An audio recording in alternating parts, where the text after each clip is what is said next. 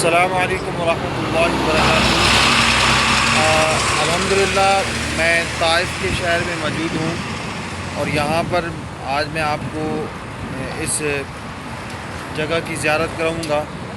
یہ مسجد جو آپ دیکھ رہے ہیں یہ حضرت عبداللہ بن عباس رضی اللہ تعالیٰ عنہ کی مسجد ہے، اور آپ کا یہاں پہ مزار شریف بھی یہیں پر ہے، اور اس کے ساتھ جو ہے مدرسہ بھی ہے جہاں پر آپ تعلیم دیتے تھے اور قرآن مجید فرقان حمید کی تفسیر بھی لکھی تھی۔